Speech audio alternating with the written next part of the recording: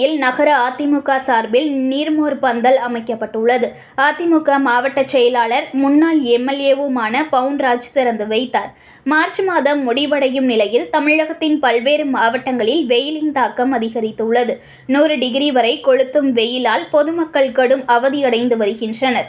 இந்த நிலையில் கோடையின் வெப்பத்தை பொதுமக்கள் சமாளிக்கும் வகையில் மயிலாடுதுறை மாவட்டம் மயிலாடுதுறை காமராஜர் பேருந்து நிலையம் அருகில் நகர அதிமுக சார்பில் நீர்மோர் பந்தல் அமைக்கப்பட்டது.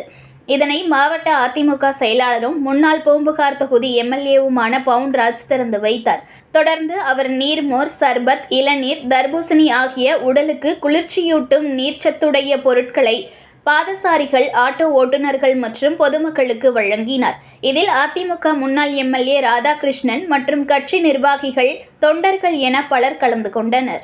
செய்திகளை உடனுக்குடன் தெரிந்து கொள்ள லைக் பண்ணுங்க, ஷேர் பண்ணுங்க, சப்ஸ்கிரைப் பண்ணுங்க, மறக்காம கமெண்ட் பண்ணுங்க.